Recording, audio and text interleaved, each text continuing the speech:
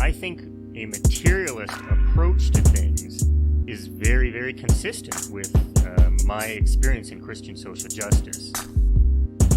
I feel like the deeper I get into anarchist practice, the deeper my faith is getting at the same time. I would hope that, securing means of life for all would be something all people of faith would say, oh yes, that's at the basis of what we believe. Those who are most marginalized know the most about the true, good, and the beautiful. To me, it's less that I think building class solidarity is a bad thing, as much as it seems like if you don't attend to things like anti-Black racism, that's always going to get in the way of building class solidarity, actually. And when you go back, you find that a lot of revolutionary grassroots participatory movements, the precursors to what you could call the barrio assemblies and these grassroots neighborhood organizations, a lot of these were sponsored by the church. What does it mean to say that the Christian tradition is internally contradictory and there are antagonisms there and you're always being faithful to some aspects and betraying other aspects? Welcome to the Magnificast, a podcast about Christianity and leftist politics. I'm Matt Bernico, and I'm leading a rent strike against Tom Nook. I'm Dean Detloff, and my strike is so successful I'm not even playing Animal Crossing. This week on the show, we have Lydia Wylie-Kellerman, an editor at G's Magazine, the very own G's Magazine, and she's also an extremely cool mom. You'll learn all about it in this episode. We have a really cool relationship with G's, where they publish our tweets and our occasional blog posts. And even more importantly than that, I'm on staff at G's as the Civil Disobedience section editor, which I've been doing for a few issues now. It's a really amazing team and an amazing publication. The latest issue of G's is on civil disobedience as a theme, and it's a really incredible issue. Some of our listeners are even published in it. If you don't know anything about G's, you're about to learn a ton, but let me tell you, if you like this podcast, you'll like that magazine. Yeah, for sure. It is the most important magazine. That's it. I'll say it. That's all I've got. Yep. It's the most important magazine. Just in general, not for Christians, not for the left, just the most important. So get it. Yeah, money's tight for a lot of folks these days, so just getting it might be hard. But if you can spare it, you should really buy a subscription to G's. It comes out quarterly, and it's less than $40, which is, really wild for content you're getting. It doesn't, it factors out to not very much per magazine. And let's see, what else can I say about it? It's beautifully put together. It's beautifully written. It's extremely thoughtful at every turn.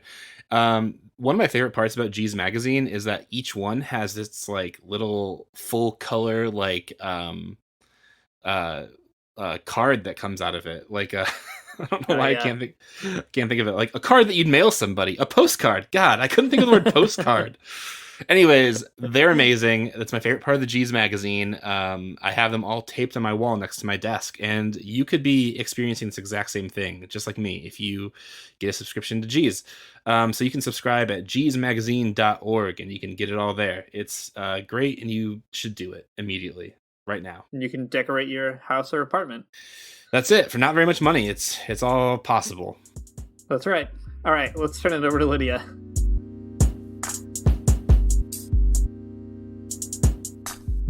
Thanks, Lydia, for coming on the show.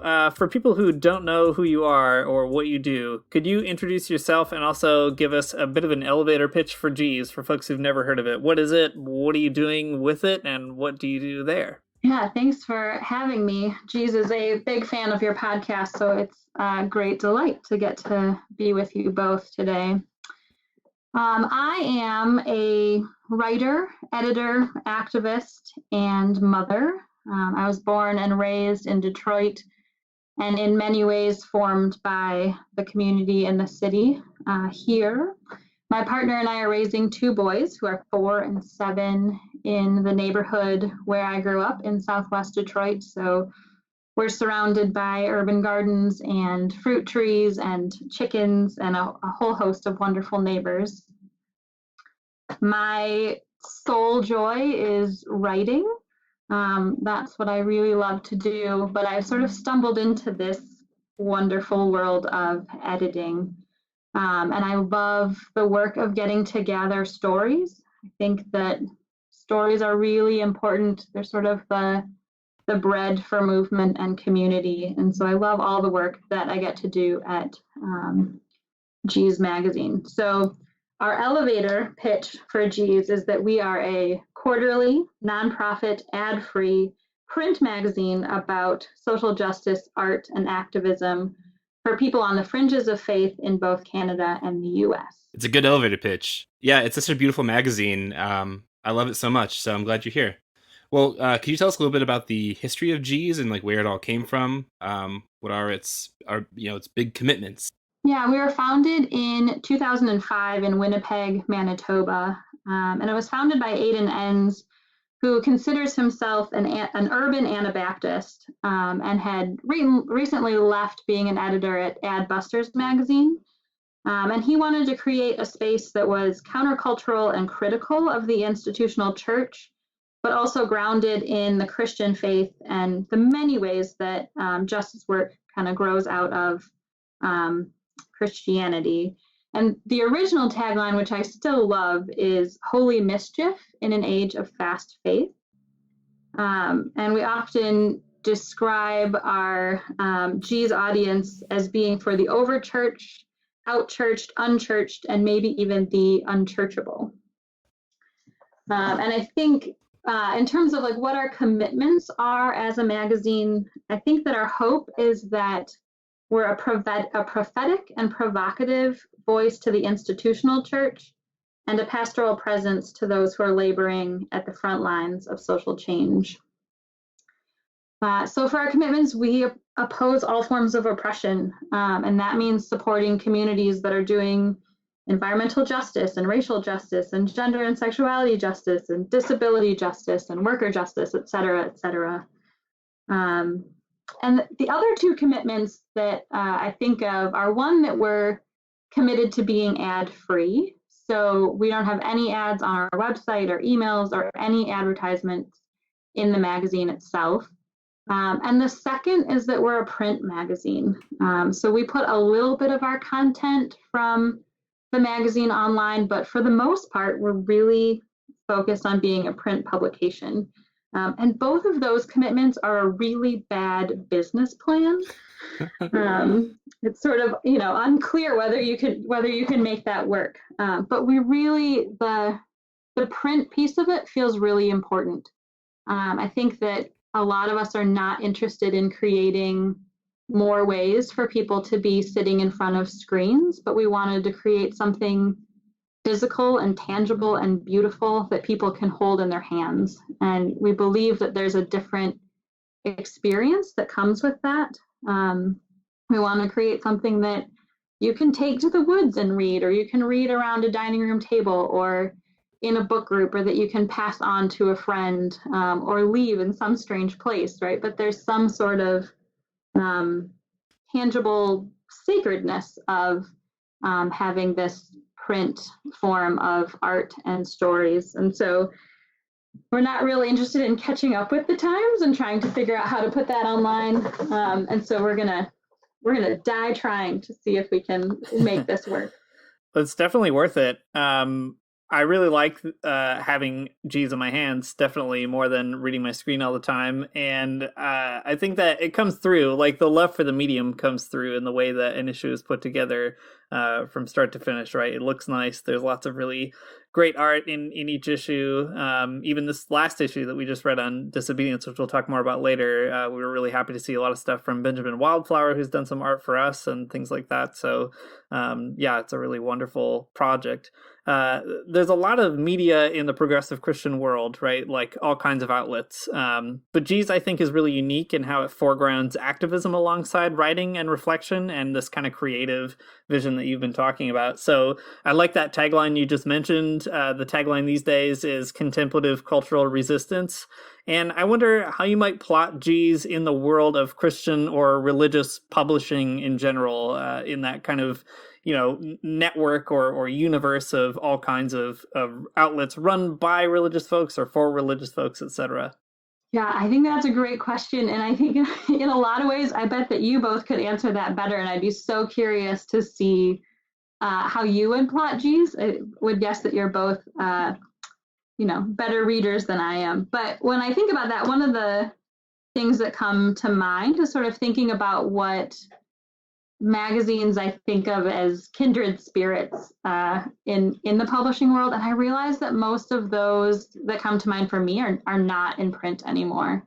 So in some ways, there's sort of a cloud of witnesses of magazines, if that is a thing. So I think about the other side, The Witness, which was an Episcopal magazine that my mom was the editor of when I was a kid. I think of Motive, that was done by the Methodist Church. I think of Conspire, which was put on by the New Monastic Communities. So those are sort of a community of other publications I think of. But I do think that there are a few things that separate us from magazines like Sojourners or the Christian Century. And one is that, I think that we're more radical, right? That activism in its many forms is just a given in all of the work and content. Second, we really are a magazine for people on the fringes of faith. So we're not interested in identifying as a mainline church, that we explicitly put ourselves in the margins in all of the tensions and messiness that can bring. Third, we're explicitly anti-capitalist. So that shows up both in our content, but also in the fact that we're ad-free. So we're always working to reimagine how we do money with the magazine. How do we think about local economy and gift economy and alternative economies as we're running a magazine, and always sort of asking those questions. Fourth, one of the things that I love about G's is that we're a pitch-driven magazine. So for a lot of magazines, they think about a topic or a writer and they reach out to sort of who the big names are who could write on those topics. But what we do is 4 times a year, we think about what the issue is that we're going to be looking at. And we put that out to all of our networks and we say, this is what the issue is we want to do. And here's some of the questions we're holding. What are you seeing in your communities and places? What are the questions that you're asking? What's making you laugh? What's making you cry? What's stirring inside of you? And then people send us ideas for stories. And so we get to go through this beautiful collection of work that people are proposing and decide what an issue is going to be. And I think because of that, we end up with a magazine that is written by ordinary people doing extraordinary things. So there's a real sense that the work is coming out of community. It's coming from the ground. It can be a great place for young writers or new writers to enter into a writing platform. But I think that shifts how the magazine reads, is that it really feels like it's community telling stories to one another. Dang, that's such a good way to put it. That rings so true to me after just reading an article that has a cool interview in it from Dean and another article from my friend Ibrahim. That's a good way of putting it, though. Yeah, it's a community telling stories to itself. I like that a lot. This is a podcast largely about Christianity and the left, and we felt like we needed to make it because so many Christians have a hard time engaging with leftist thinkers and traditions, and like you said, Jesus is way more radical than any other Christian magazine that I've ever read, and it's a magazine that's been doing what we're trying to do for a really long time. So how do you see these two traditions, Christianity and like the left, broadly speaking, interacting? Like, what's it like in the editorial process? How's this all work out for you all? Yeah. In some ways, I think that's a really hard question for me personally, because I've never known the two traditions separately. I was raised by pastors and activists in the Catholic worker movement. So I learned the rhythm of the liturgical year by where we were putting our bodies, right? So we spent Mondays in Advent vigiling outside weapons manufacturers, and we spent Good Fridays walking the streets of Detroit, naming where we saw crucifixion happening today. So faith and politics have always been combined for me.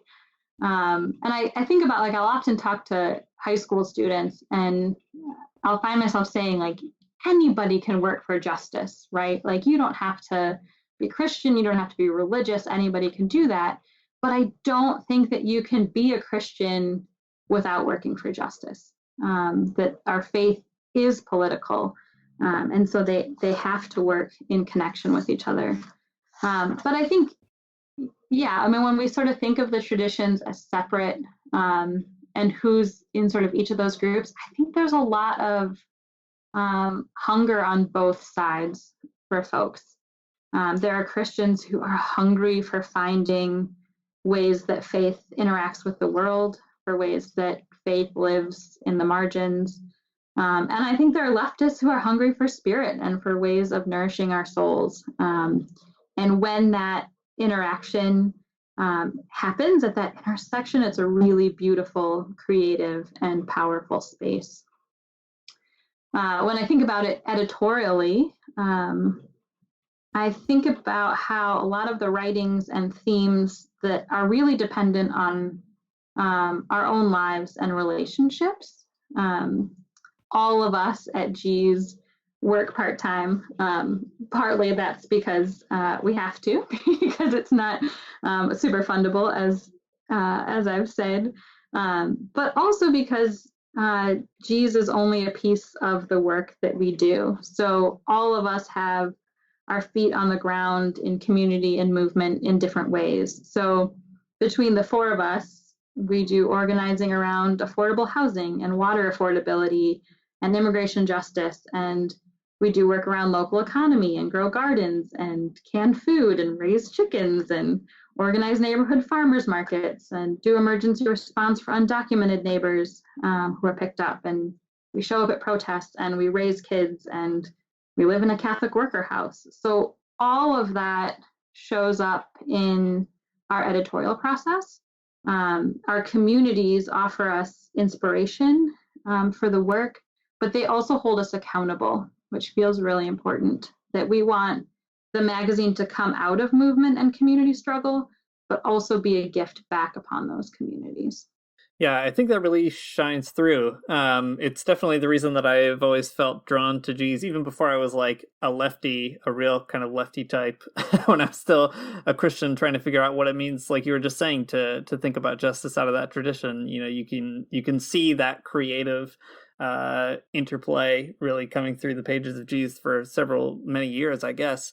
The most recent issue of G's that we want to talk about centers on ideas and reflections regarding disobedience. And Matt and I have both been kind of gushing about it to each other for the last week or so since we've gotten it. And it made us curious, you know, what gave rise to an issue on this topic. I mean, I wrote a couple of things for it, but I'm not in the editorial room, of course. And is there anything that you felt like you really learned as an editorial team putting this issue together? Yeah, I don't know. In some ways, I would say, like, I think that the moment called for it. But then again, you know, I think every historical moment calls for thinking about civil disobedience and action. I think in some ways, for us, it may have been the energy that came out of the climate justice issue that we had put out in the fall. I think we all came away from that feeling a lot of grief and sense of urgency around the future of humanity and the earth. And I think we all found ourselves asking, what risks do we each need to be making? And how could each of us be putting more on the line? So I think this issue was in part exploring and challenging ourselves. I also think there was a way, too, that it really spoke to the political moment, especially in the United States, that we're currently putting a lot at stake in our editorial or our electoral politics. And while that's important, we also want to be really clear that there are a lot of really crucial ways that we need to be creating and resisting right now besides voting. In terms of what we learned, I think in some ways, I think we learned a lot sort of personally about our own editorial power.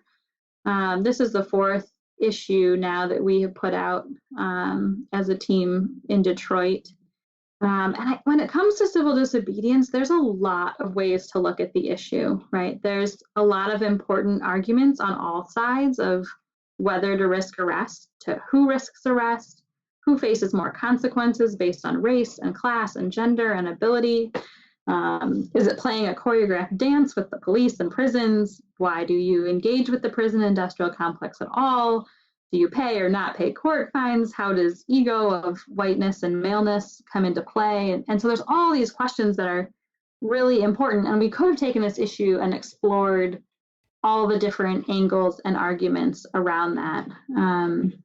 But instead, I think we kind of learned to claim a little bit more of our power in it and to say we're throwing down on our editorial voice here, that we believe putting our bodies on the lines matter and is necessary. And we want to make sure that we name some of the tensions around that, but we're coming down hard on the importance of that work. So I think some of that was our learning, was a little bit about our own editorial voice. I also think that when you create an issue, there's a lot of energy and creativity, but that the real learning happens once it's in the hands of readers.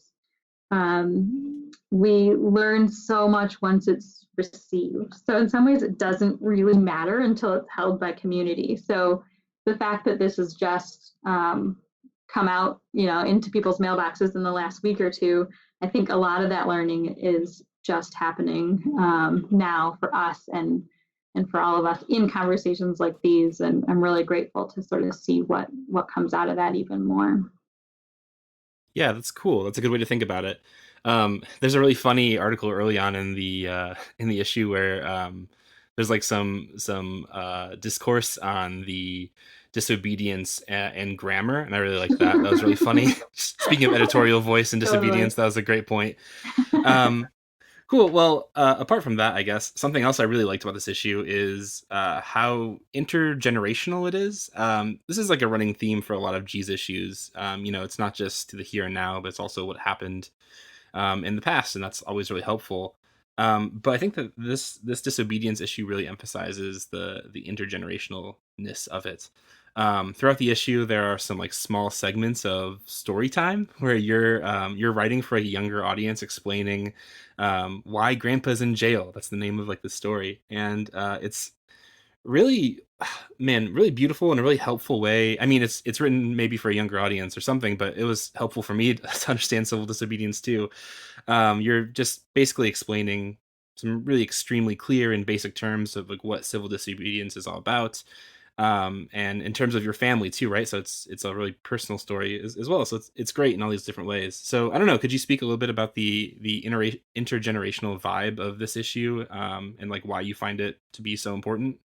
Yeah. I mean, in a lot of ways, civil disobedience is a intergenerational work in my own family. So that story that weaves through is one that I wrote for my son Isaac, who was 5 when my dad was repeatedly getting arrested with the Poor People's Campaign in 2008. And we had to figure out, how do we explain to him why my dad was getting arrested?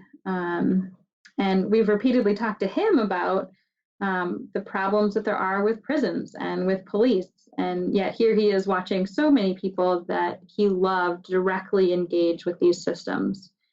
So we wanted to figure out a way to explain that. And I think that telling the truth to kids is a big part of parenting, and finding ways to do that is how we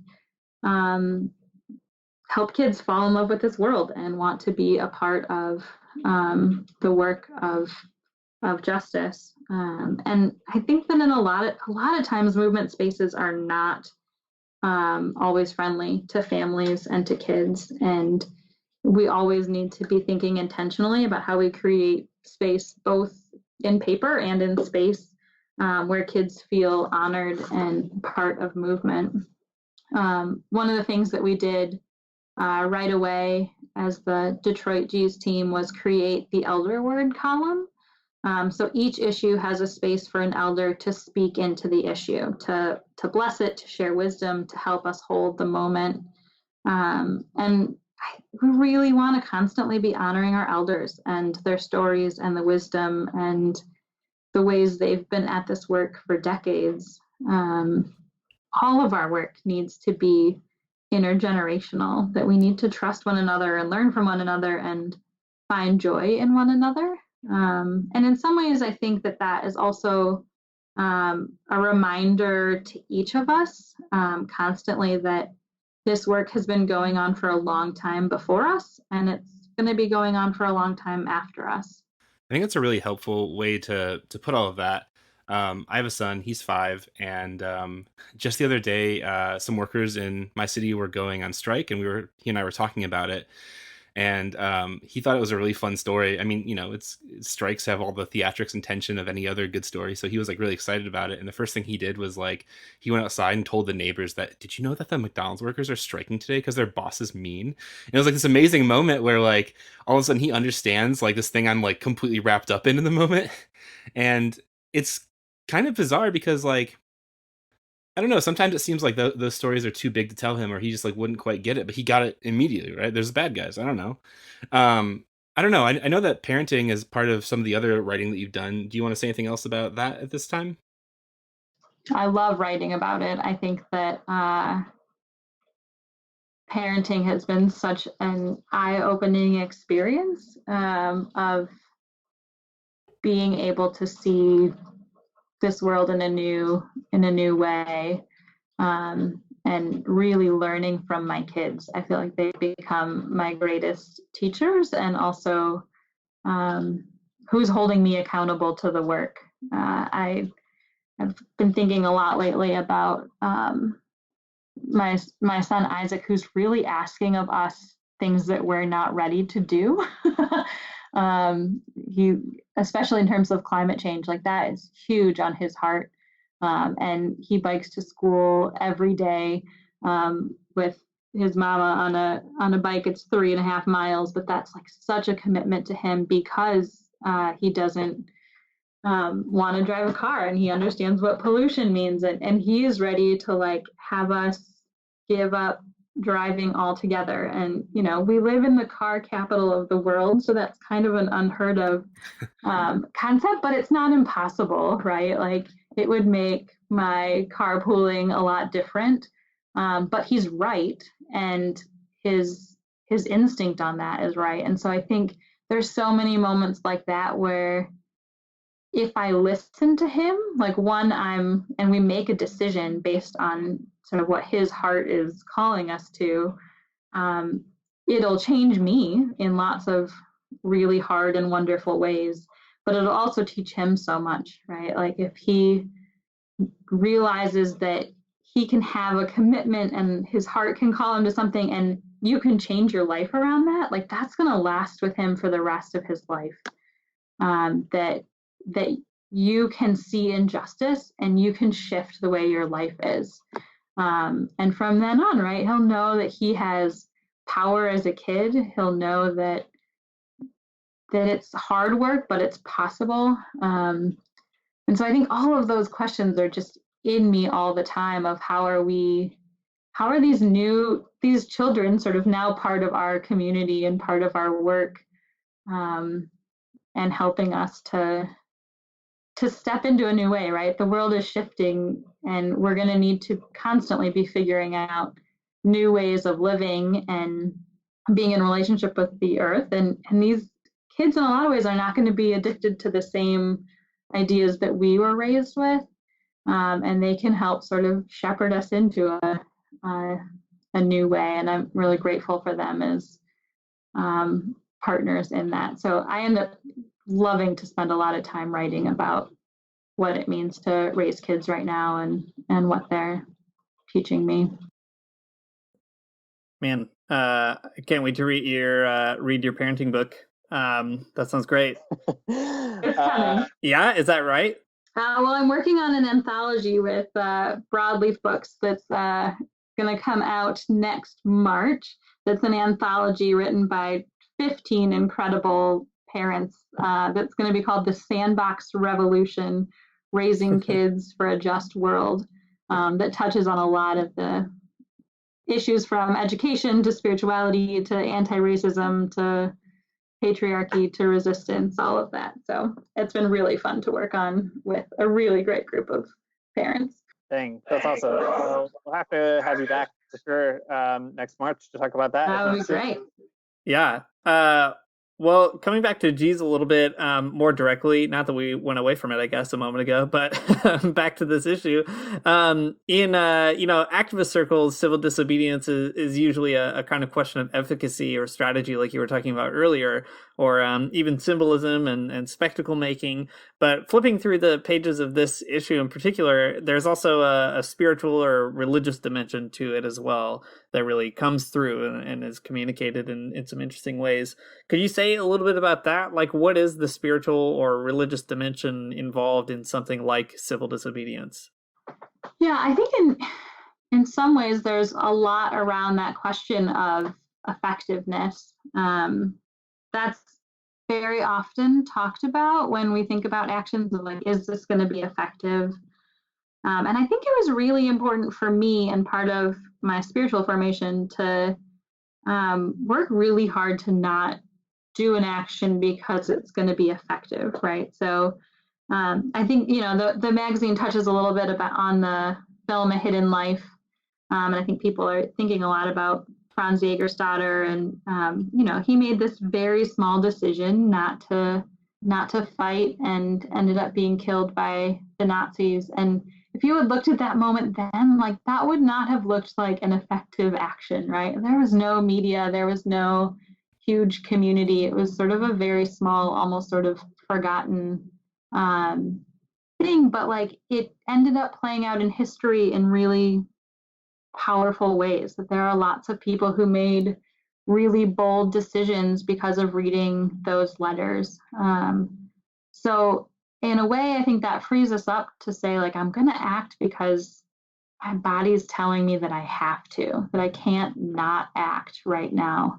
And sort of freeing ourselves from that question of effectiveness. I grew up with the words of, Thomas Merton, who wrote the letter to the young activist to Jim Forrest. And maybe I'll just read a few of those words, because I think in some ways that links to the spirituality question. He wrote, "Do not depend on the hope of results. When you are doing this sort of work, you may have to face the fact that your work will be apparently worthless and even achieve no result at all. As you get used to this idea, you start more and more to concentrate not on the results, but on the value, the rightness, the truth of the work itself. Gradually, you struggle less and less for an idea and more for specific people. The range tends to narrow down, but it gets more real. In the end, it's the reality of personal relationships that saves everything." And I love that idea of relationships being at the core of it. I think about how differently it is to show up at a protest when I know friends who've had their water shut off in Detroit, or to show up at a protest when I know specific neighbors that are sitting in an immigration detention center. And if we love our neighbors who are facing injustice, then we can't help but fall into the streets and cry out for justice. And for me, I think that's spiritual. It's also scriptural, right? Like, I think there's a way in which you sort of can't read the Bible without landing in jail. So many of the letters are written from jail. In this issue, we have a piece that focuses on the midwives Shifra and Pua, who are my favorite. And they commit the first acts of civil disobedience in the Bible by refusing the order to kill babies. And this week in churches, we're remembering Jesus, who mocked a military parade by riding a donkey into Jerusalem as a symbol of peace, and then went into a temple and physically turned over the money-changing tables, resisting the ways that economic and religious systems were working together. And then on Good Friday, we remember a man who was executed by the state for speaking truth to power. So how could putting our bodies on the line not be an act of faith? And beyond that, I think that a lot of actions really benefit from deep community building and discernment and prayer, however you name and experience prayer. But when you bring your heart and your prayer and your desire and your body and your life to an act of civil disobedience, it can actually become church. It can become sacrament. It can become gospel. I think that's good. That's a great way to put it. You just said a lot about our bodies and putting them on the line, and I think that's all good, and I'm very much invested in that. Though kind of ironically, I guess, I got this issue in the mail just as all of the social distancing was ramping up, and our bodies are on the line in sort of a different way, but in a more 6 feet apart kind of way. Yeah, I mean, there's, I guess, something a little bit ironic about a magazine that focuses on putting our bodies on the line and disobedience during a time when we're hyper focused on keeping our distance and trying to negotiate how we manage our body and our lives in this sort of new economy of space and labor and how complicated that it is. So I don't know, what do you think disobedience means in the new context of COVID-19 and this terrible sort of situation we're in? Yeah, I know. It feels so ironic. In a lot of ways leading up to it, I felt like, especially in the US, there was so much political energy in February and March. It felt like it could just sort of explode onto the streets. And then suddenly there's an order that we all have to stay inside of our houses, for those of us who can and have homes. And I really wonder, what does that do to movement? Like, is there a cost right now of not being able to massively mobilize? And I also think that there's a real feeling in many of us of feeling sort of useless right now, that it's hard for me to comprehend how staying inside with my family is actually a way of loving the most vulnerable. But I also think that there's a real sweetness in this issue arriving right now. Disasters have such a way of pulling back the veil. Injustice is being exposed, and systems of power are crumbling. We're seeing the cost of a for-profit healthcare system in the US. We're seeing just how vulnerable low-wage workers are. You both explored in your last podcast about the mounting worker strikes happening all over, that things are really becoming exposed. And the economy shut down. I mean, in a matter of days, air travel came to a halt, and malls and gyms and movie theaters, they all shut down. And I think there's something really important to be learning in that. And I also think for many of us that right now we're being forced to slow down. And we're forced to be still. And those are not necessarily easy things for many of us who are addicted to a fast-paced capitalist world.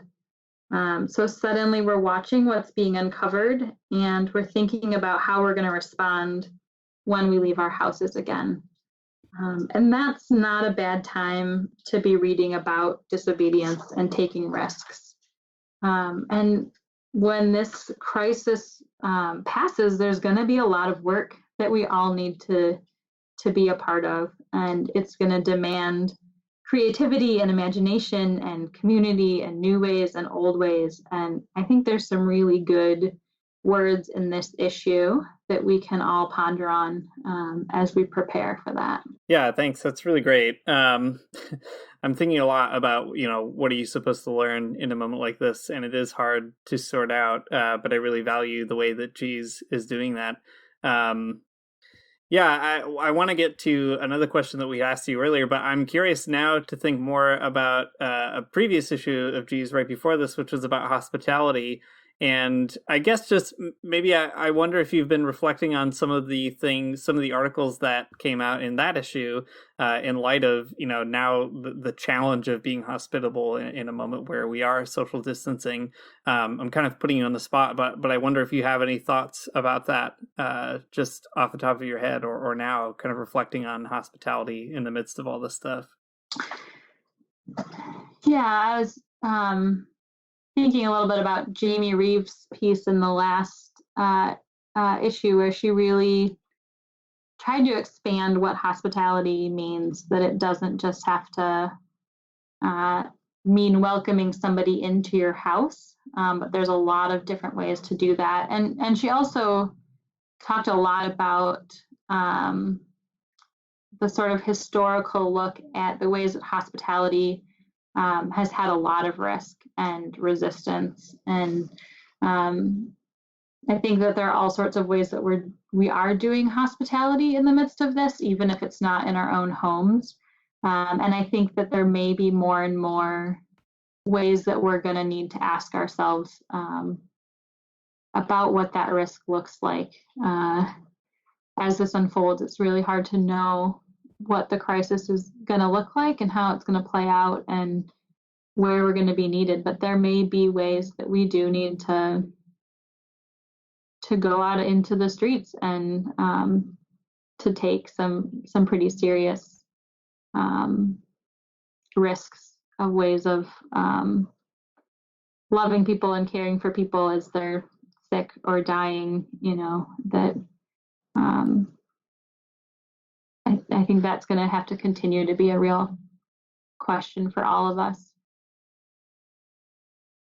Yeah, thanks for saying something about that, especially just so off the cuff. It really exhibits the G's tradition of, I feel like, meeting a crisis head on, but also trying to figure out how to actually reflect on that, which I respect a lot. It's hard for me to do anyway. The reflecting part is difficult, so I appreciate all that kind of work that you guys have done to cultivate that sort of reflex. So speaking a little bit more, though, about some of this stuff, you wrote a really neat blog post on the G's website called Staying Connected Through COVID-19 and reflecting on exactly these kinds of issues there. And you gave a really amazing expression to the sort of difficulties that I think a lot of us are facing trying to reflect all this. And I'll just read a little bit of it and then ask you a question about it. So you say, social distancing seems so counterintuitive to how I understand living humanly. Right now, I want to smother the elders in my life with hugs and back rubs. I want to invite those living alone over for tea. I want to light a bonfire and invite over my neighbors to share food. I want to swap childcare.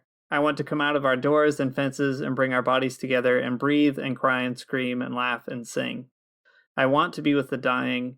I want to be there to touch death and bury the bodies. I'm supposed to love my 70-year-old father who suffers from multiple health conditions by not being with him. Everything inside my soul is confused. And I think that was such a moving passage for me, at least. And as I shared it around, social networks and that kind of thing, it seemed like it really resonated with a lot of other folks too. And I guess I'm wondering, what does it look like to sort out that confusion in our souls, so being there for others, but also sorting through, well, how are we supposed to deal with all those weird positions that our minds are being forced to sort out if you've tried to cultivate some sort of life of being there for others. Yeah, I think it's really hard. I think that there's so much that we have lost right now and the ways that we can support one another. And I think we just have to name that and grieve it and know that it's real. But I do think there's so many amazing places that creativity and community are happening right now, and it's pretty incredible to watch. The mutual care and aid networks that people have created, and checking on elders and immune compromised folks, and delivering groceries and supporting striking workers. I think people have figured out new ways of doing that work to be able to social distance and still figure out ways to love one another.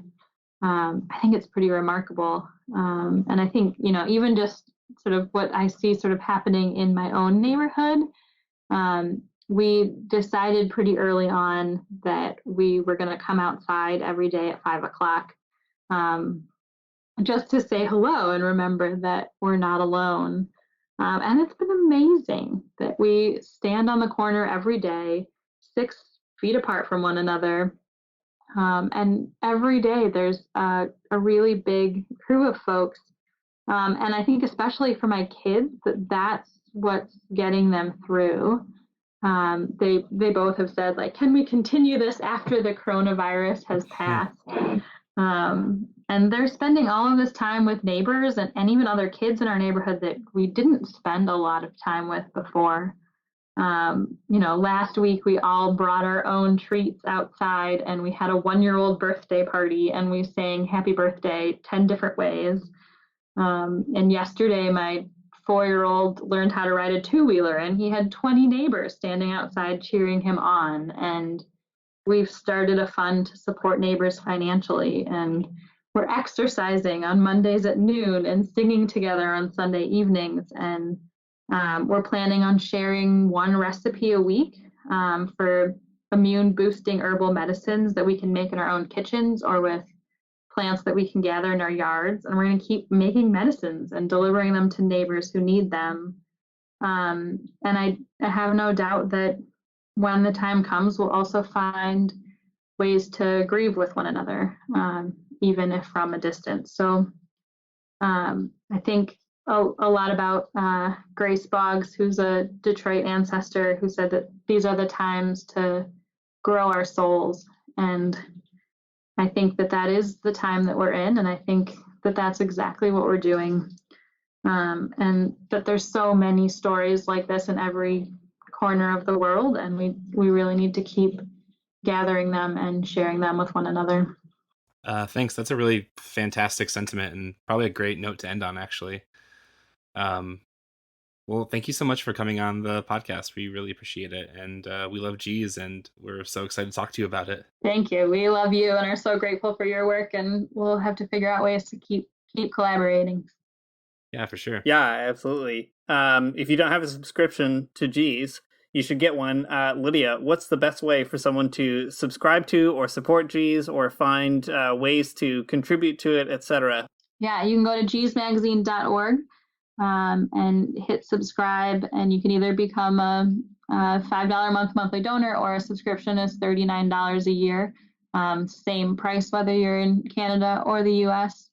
And we're also, we're really mindful that this is a really hard time to ask people to subscribe, that people are hit really hard financially in a lot of ways. So it's one of the things we've been thinking about is how do you send renewal notices right now when subscriptions and monthly donations are probably the first thing that go.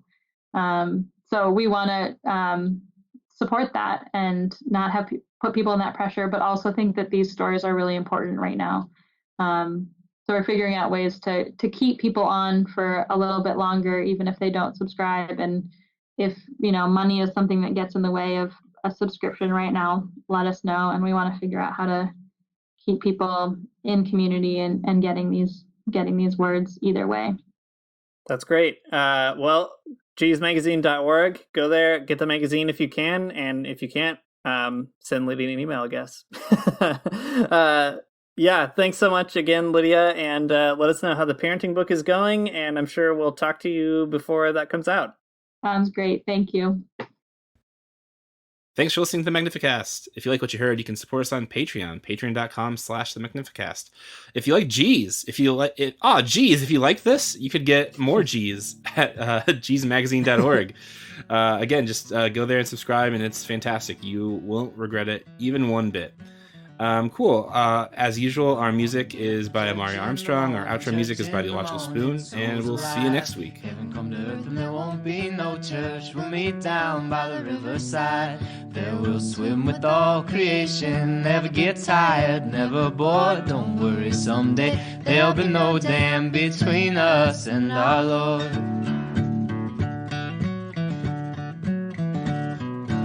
Jackson, keep your hoods up, keep your hoods up, and you stay up late. Jackson. You keep your hoods up. Well, you keep your hoods up and you stay up late. Oh, don't mind